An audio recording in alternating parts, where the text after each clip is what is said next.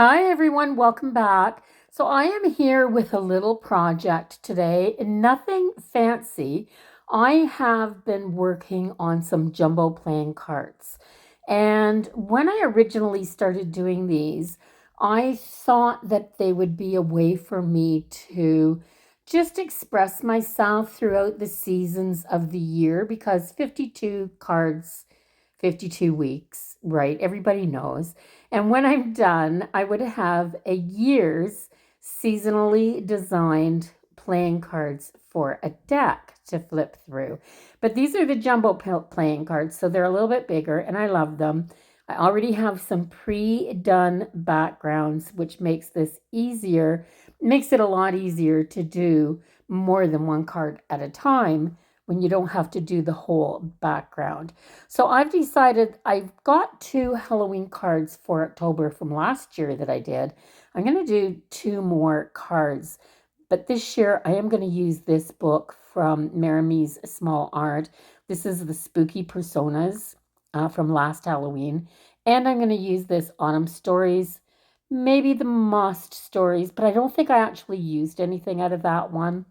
Yeah, I had cut out a whole bunch of little people out of this spooky personas, and I decide on these two girls with the bat wings. Oh my gosh, they're so stinking cute.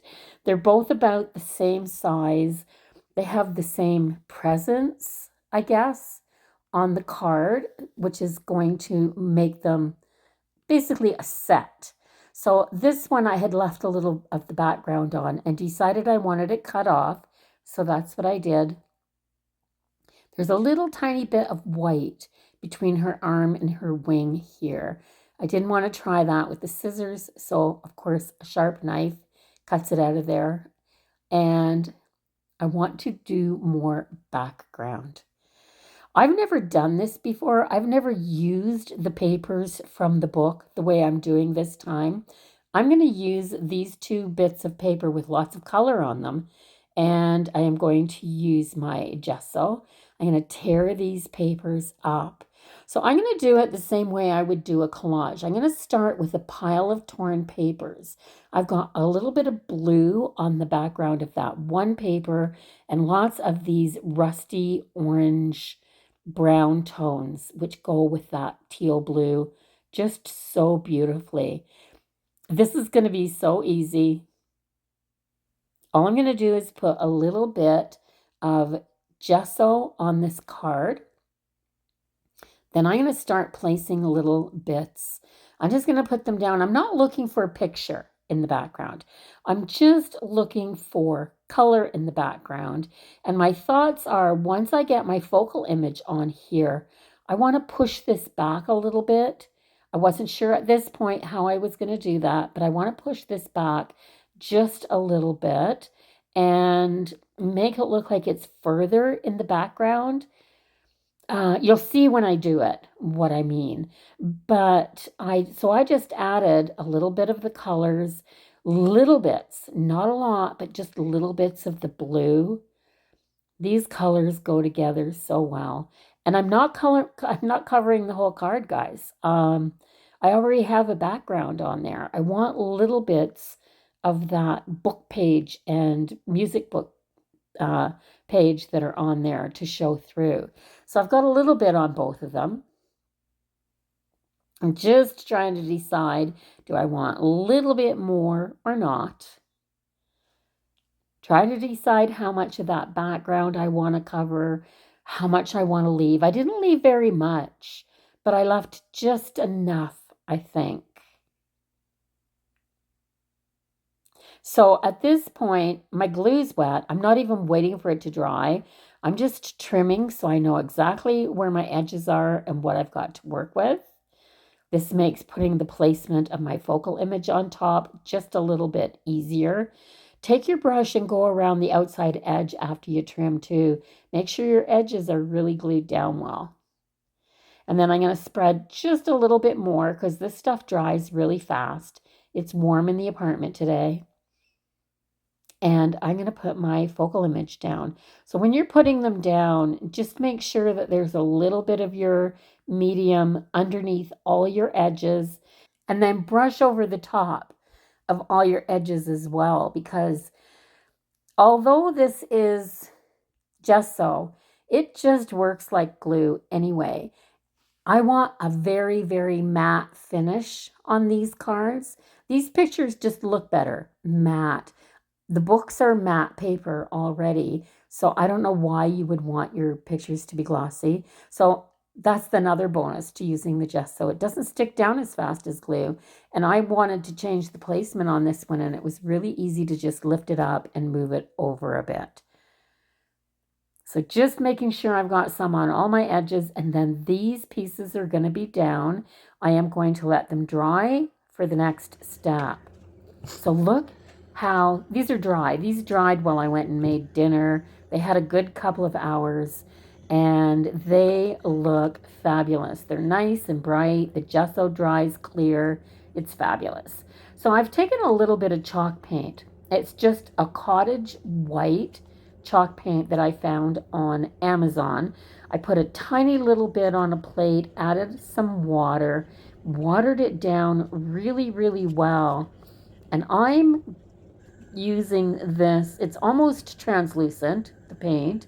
It covers, but everything behind still shows through, which means that the background looks like it's pushed back. It looks like it's further back behind this little girl than what it really is. And it helps her pop off the picture. I'm going to do card number 2 exactly the same way, but watch how she starts to pop off the page. It almost looks like it lifts your focal point when you white out the background a little bit. Then take a tissue and just blot a little bit off if you think you've got too much. That's the bonus of having the gesso on here. It is so easy to work on top of it. If you just had a glue on here, or if you just had paper, it would soak in too far and you wouldn't be able to manipulate it like you do. The gesso as a medium is really important, I think. So even if you're going to glue everything down with Mod Podge or just a white glue, if you have the gesso, go over the top of the whole thing when it's done and let it dry. So I'm going to take my plate and wipe it off. And then I'm going to grab a Derwent Inktense pencil. This is the ink black. I would really like to get some of the brown tones. I don't have any yet, but the ink black is great. I'm going to do a little bit underneath her skirt. And I don't like it at first. It's too dark.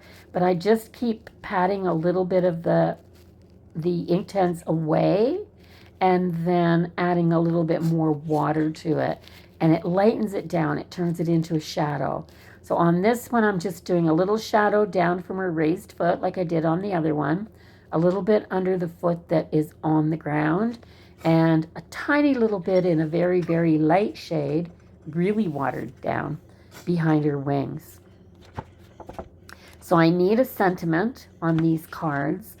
These cards are really simple. They were easy to do. They were quick. I had fun, guys. I've been enjoying these ephemera books so much. Just so much. So remember, this is a combination of the Halloweeny spooky personas, and the background is the autumn stories. Paper's just torn. No images that were in the book. I've completely made it my own. Gosh, I love these cards too when they're done. So I went with a couple of sentiments that were just kind of trick-or-treating themed, because these little girls are on their way to collect candy. I know they are. So just cut them out. And in this case now, I'm just adding a little bit of wet glue. These don't have, I'm not putting any paint or color or anything on top of the sentiment. I don't even think I'm going to go over top of it with the gesso. this glue works. It works fabulous. I know these are never moving. So I've got that done. I'm going to go around with a felt tipped marking pen and do a stitch line all the way around. And these cards are done. All I have to do is repunch the holes at the top and add them to the ring with my other cards. So if you enjoyed this video, I would absolutely love if you would give it a thumbs up. Help me out. I'm trying to grow this channel a little bit more, and subscribe to my channel if you haven't done that already. I would absolutely love for you to come back. Let me know what you think of these cards too. Bye.